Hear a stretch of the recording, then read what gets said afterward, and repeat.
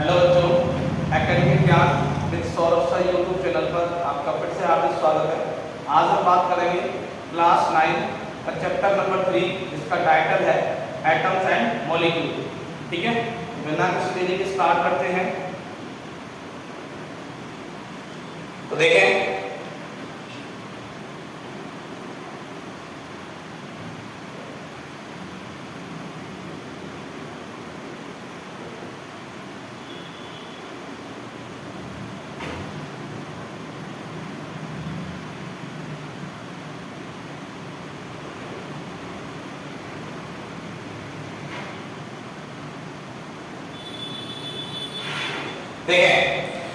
Atom का मतलब होता है atom is an individual particle.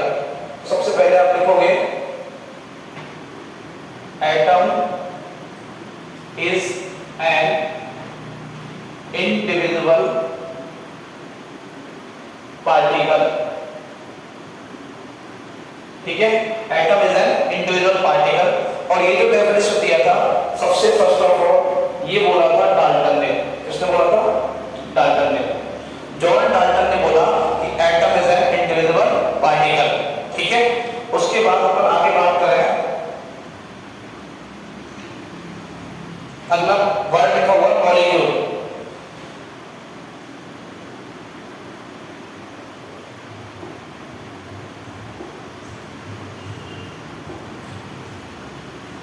Combination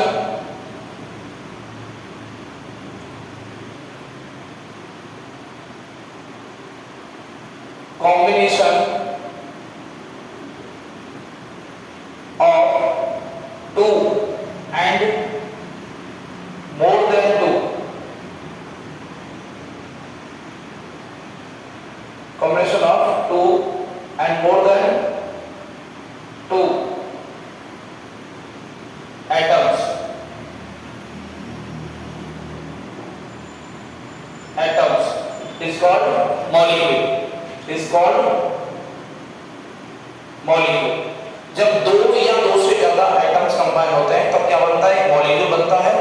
और atom is an individual particle. और एटम कैसा पार्टिकल होता है? इंडिविजुअल पार्टिकल होता है। ये बताया था डाल्टन ने। ठीक है, तो उससे आगे मैं आपको एग्जांपल समझाऊं, समझना।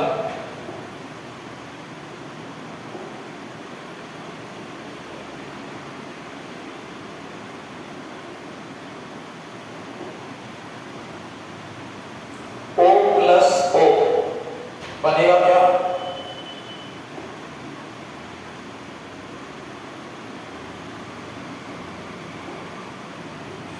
O2। क्या बना? O2। तो ये जो है वो क्या है आपका? एटम।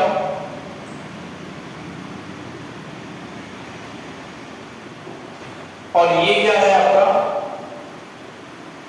मॉलिक्यूल। ये है एटम और ये है मॉलिक्यूल।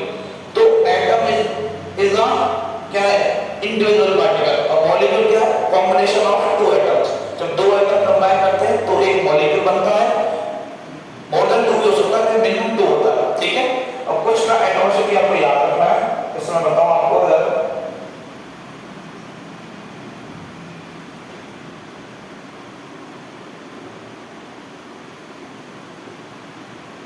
सल्फर, सल्फर का एटॉमिसिटी होता है S8। सिंबल क्या होता है? S8। 8 इसका एटॉमिसिटी है। अब मैं जो वर्ड बोल रहा हूं ना, मैंने बोला एटॉमिसिटी।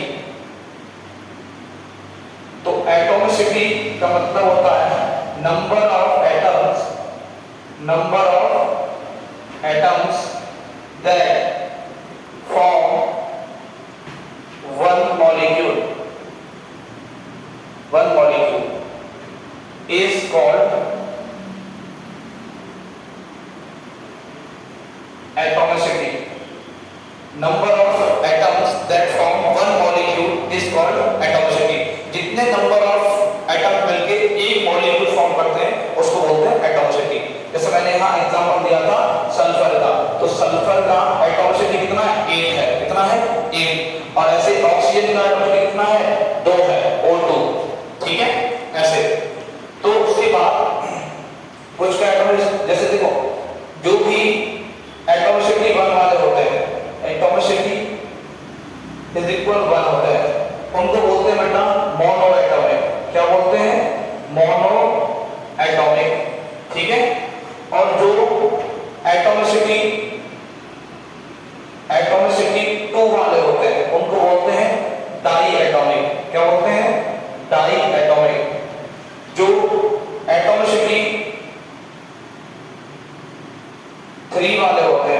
उनको बोलते हैं ट्राई एटॉमिक। क्या बोलते हैं? Try atomic. और जो एटॉमिसिटी 4 वाले होते हैं उनको बोलते हैं टेट्रा एटॉमिक। क्या बोलते हैं? Tetra atomic. ठीक है। और जो मोर देन 4 वाले होते हैं, मोर देन 4, उनको बोलते हैं, मोर देन 4 वालों को बोलते हैं पॉली एटॉमिक। क्या बोलते हैं? Poly atomic. ठीक है। तो atomicity is the number that form one molecule. For example oxygen तो डाई एटॉमिक है, मतलब 2 एटॉमिसिटी है। सल्फर 8 है, पॉली एटॉमिक है। उसके बाद 1 वालों को मोनो एटॉमिक बोलते हैं, एटॉमिसिटी 2 वालों को डाई एटॉमिक बोलते हैं, एटॉमिसिटी 3 वालों को ट्राई एटॉमिक बोलते हैं और एटॉमिसिटी 4 वालों को टेट्रा एटॉमिक बोलते हैं। ठीक है। यहां तक सबको समझ में आया? तो आगे देखें।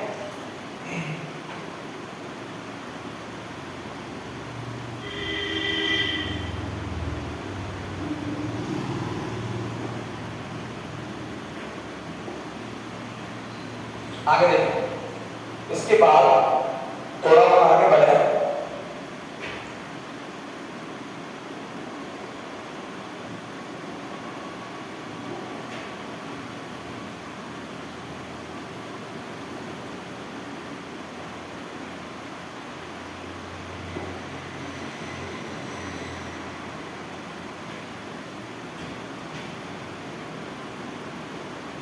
लॉ ऑफ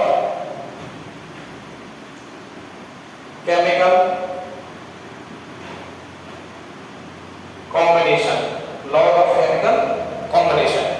तो इसमें सबसे पहला जो लॉ आता है, these two laws are given by Lavoisier and Proust. These two laws are given by Lavoisier and Proust. इसके बाद इसमें फर्स्ट लॉ आता है LCP, means law of constant proportion. Law of constant proportion. And second आता है LCM, means law of conservation of mass. Law of conservation of mass. अब इन दोनों laws को अपन एक साथ समझते हैं। देखो, जैसे मैंने आपको केमिकल कॉम्बिनेशन का मतलब नहीं बताया, तो केमिकल कॉम्बिनेशन का मतलब होता है, जैसे मैंने लिखा for example H2 plus O2 give H2O। Hydrogen and oxygen जब कंबाइन होता है तो क्या बनता है? H2O, वाटर बनता है। तो अभी इसका नाम होगा, इस पूरे का नाम क्या है? Chemical combination. क्या नाम है? Chemical combination. ठीक है। अब इसको हम देखें तो देखो, इसमें एनसीपी का मतलब होता है कि नंबर ऑफ एटम, जो एरो से पीछे वाली साइड होती है उसको बोलते हैं एलएचएस। क्या बोलते हैं? एलएचएस। और जो एरो की फ्रंट साइड होती है उसको बोलते हैं आरएचएस। तो number of atom in LHS and number of atom in RHS must be always equal. तो वो ऑलवेज इक्वल होने चाहिए। अब देखो, इधर आपके हाइड्रोजन कितने? 2 और इधर कितने? 2, इक्वल है। इधर ऑक्सीजन कितना है? 2 और इधर कितना है? 1। तो इक्वल करना है। तो जिधर आपको और नंबर ऑफ एटम मिले उसको बैलेंस करो। तो पहले मैंने इसको इक्वल करने के लिए 2 इधर मल्टीप्लाई किया। तो देखो 2 1 का 2, ऑक्सीजन 2 हुआ, यहाँ भी कितना है? 2। अब 2 2 का कितना हुआ? H4 हो गया। अब यहाँ 4 करके कितने को मल्टीप्लाई करो? 2 का। तो H4 इधर है, H4 इधर है, O इधर 2 है, इधर भी 2 है, बैलेंस हो गया। तो इसमें क्या होता है कि नंबर ऑफ हाइड्रोजन एटम कितना है? 4H है और O कितना है? 2O है। ठीक है। और इधर देखो, यहाँ H कितना है? 4H है, 4H है और O कितना है? O भी कितना है? 2 है। कितना है? 2। देखो, number of atom in LHS 4H, RHS 4H, LHS 2O और RHS 2O इक्वल है। तो according to LCP, number of atom in LHS and number of atom in RHS always equal. ये बोलता है LCP। तो आगे देखें।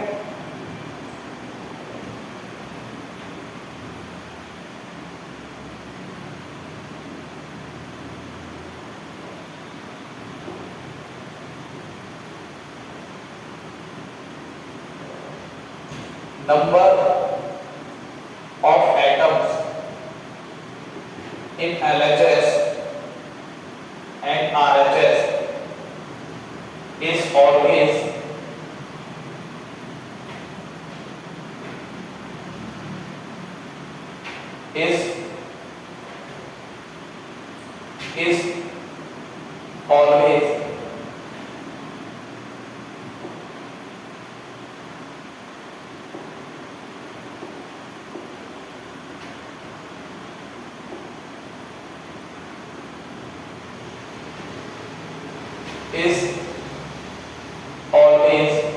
equal, ये बोला जाता है, is always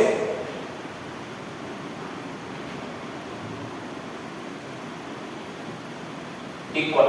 ठीक है, तो नंबर ऑफ आइटम दिक्कत आ रही है, एक से दो मार्क चल जाए,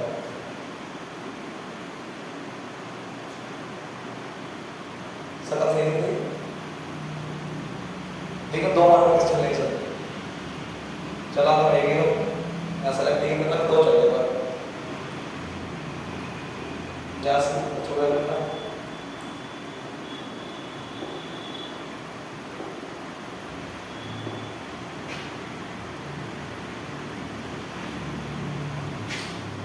is always equal। अब उसके बाद आप देखें जैसे कि मैंने एग्जांपल लिया था N2 plus H2 give NH3, तो यहाँ नंबर ऑफ नाइट्रोजन कितना है 2, यहाँ नंबर ऑफ हाइड्रोजन कितना है 2 और यहाँ नंबर ऑफ नाइट्रोजन कितना है 1, इक्वल नहीं है।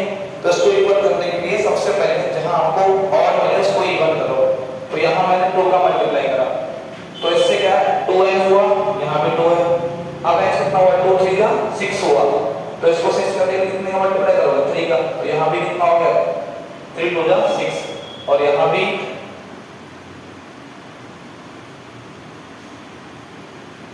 h कितना हो गया 3 2 जा 6 हो गया। तो नंबर ऑफ हाइड्रोजन यहाँ भी 6 है, यहाँ भी 6 है, नंबर ऑफ नाइट्रोजन यहाँ भी 2 है और वहाँ भी 2 है।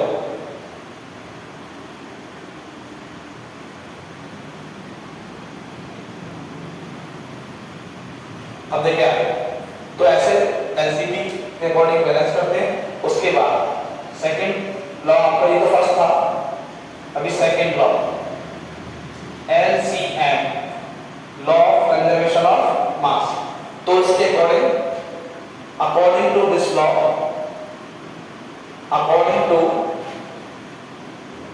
Law, mass of LHS and mass of RHS,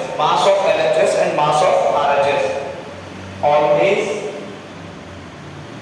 equal। इसका मतलब क्या है मैं आपको समझाता हूं। ऊपर वाला इक्वेशन ही देखो आप, ऊपर वाले इक्वेशन में अगर LHS का मास निकालोगे, मास ऑफ LHS अगर आप निकालोगे तो इक्वल, देखो 1 नाइट्रोजन का होता है 40, कितना होता है 40, तो 40 into 2, ठीक है 2 है प्लस 1 हाइड्रोजन होता है, कितने हाइड्रोजन 6, तो 6 into 1, देन आंसर इज 34। कितने ग्राम आएगा 34। अब आपको मास ऑफ RHS कैलकुलेट करना है, तो हम निकालो मास ऑफ RHS। तो देखो RHS में n 1 है तो 40 प्लस h में 3, तो 3 into 1, ठीक है, और होल इनटू इसका हो रहा है 2 का, और ये 2 होल इनटू 1, तो देखो 40 और 3 मतलब 3, 40 प्लस 3 कितना हुआ 70 और 7 into कितना हुआ 34 हुआ। तो LHS का मास दे दिया और RHS का मास दे दिया, दोनों इक्वल है या नहीं है। तो according to law of conservation of mass, mass neither be created nor be destroyed, मास ना तो आप बना सकते हो ना खत्म कर सकते हो। तो मास ऑफ LHS और mass of RHS always equal होगा, ठीक है, माइंडेड, याद रखोगे इसको। इससे आगे समझे, आगे हम बात करते हैं इसमें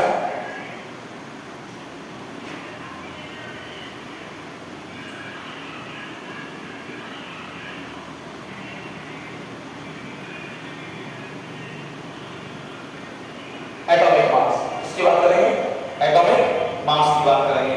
अब एटॉमिक मास का मतलब होता है the double of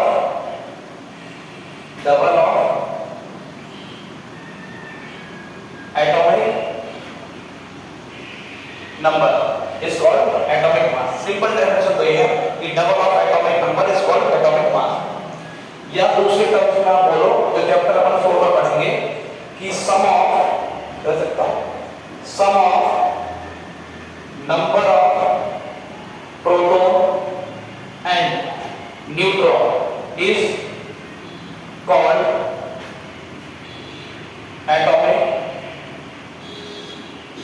mass. Sum of number of proton and number of neutron is called atomic mass. ये भी डेफिनेशन होता है। यहां प्रोटॉन आ है, double of atomic number is called atomic mass. लेकिन ये वाली जो बात मैंने बोली है ना, ये अजम्पशन है, मानी की बात है, 99% सही होती है। लेकिन जैसे फॉर एग्जांपल समझाऊं आपको, कार्बन जो होता है, कार्बन का सिंबल C होता है, एटॉमिक नंबर 6 होता है। अब 6 का डबल करो, कितना होगा? 12, तो इसका मास आ जाएगा 12। ठीक है। और देखो मैंने बोला सोडियम, क्या बोला? सोडियम, सोडियम का सिंबल होता है Na, क्या होता है? Na। अब इसका एटॉमिक नंबर होता है 11, कितना होता है? 11। अब 11 का डबल करो, 22 आएगा, बट इसका एग्जैक्ट मास 23 होता है। तो ये एक मानी की बात है, ऊपर जो मैंने लिखा है ना डबल ऑफ एटॉमिक नंबर, ये वाली बात। तो यहाँ आ जाएगा 23, कितना आएगा? 23। तो कुछ में 90% एलिमेंट्स में ये वाली बात जो ऊपर वाली लिखी हुई है डबल ऑफ एटॉमिक नंबर सही होती है। जैसे और मैंने बोला एल्यूमिनियम, एल्यूमिनियम सिंपल Al होता है, एटॉमिक नंबर 30 और मास कितना होगा? 27। ठीक है। और इसमें भी अलग है। मैंने बोला magnesium, magnesium simple Mg, atomic number 12, तो मास होता है 24, कितना होता है? 24। तो इसमें देखो जस्ट डबल है नहीं। तो ये होता है एटॉमिक मास कि sum of number of proton and sum of number of neutron is called atomic mass. ठीक है। और यहां एक वर्ड आया एटॉमिक नंबर, इस नीचे वाले नंबर को, नीचे वाले नंबर को मैं बोल रहा हूं एटॉमिक नंबर। क्या बोल रहा हूं? Atomic number. तो एटॉमिक नंबर का मतलब होता है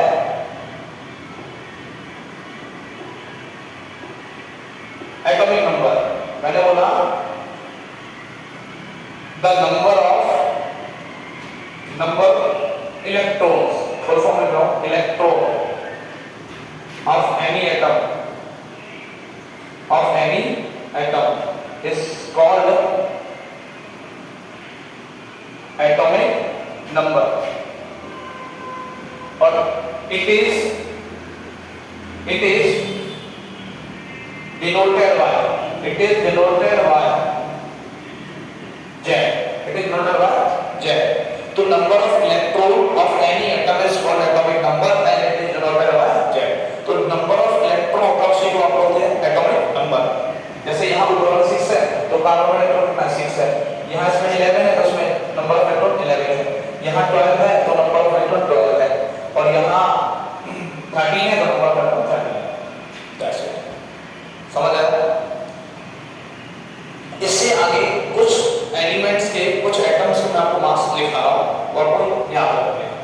जैसे देखें आगे,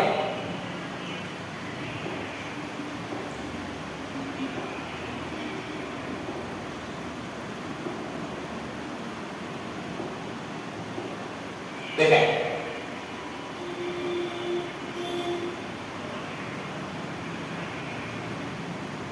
मास ऑफ सम एटम्स, कुछ एटम्स के मास आपको लिखा था, इधर पे सिंपल लिखना होंगे।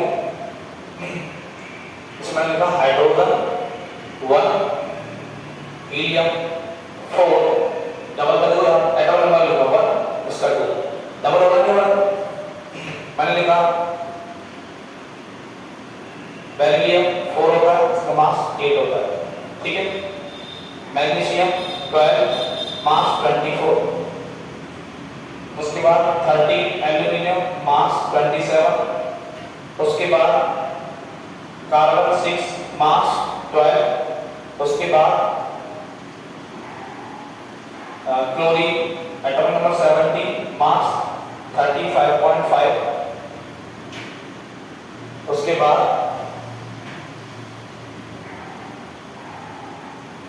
बोरोन सिंबल एटॉमिक नंबर 5 और मास 10। उसके बाद आपको मैं लिखा हूं इसका कार्बन हो गया, नाइट्रोजन, मैग्नीशियम, ऑक्सीजन 8, मास 16, नाइट्रोजन 7, मास 40, ठीक है। और आपको ज्यादा काम आता नहीं वैसे, इतने मास आपको याद रखने हैं कि mass of hydrogen 1, mass of helium 4, mass of beryllium 8, mass of magnesium 24, mass of aluminium 27, mass of carbon 12, mass of chlorine 35.5। तो ये मास आपको याद रखने हैं। और mass of boron 10, mass of oxygen 16, mass of nitrogen 14।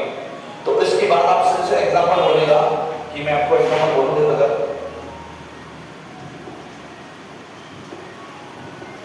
देखिए मैंने बोला calculate, for example calculate mass of CO2, ये बोला मैंने, calculate mass of CO2। CO2 का मास कैलकुलेट करवाया आपसे, तब कैसे करोगे? सबको दिख रहा है फॉर्मूला में CO2 हो तो CO2 लिखेंगे C+O2, क्या लिखे वो C+O2। तो कार्बन C का मास कितना होता है 12, ये 12, ठीक है। उसके बाद प्लस एक ऑक्सीजन का कितना होता है 16, ये लिखा हुआ, ठीक है। और इनटू कितना करोगे 2, तो देन 12 प्लस 16 टू 32, तो then answer is 44U। U क्या होता है?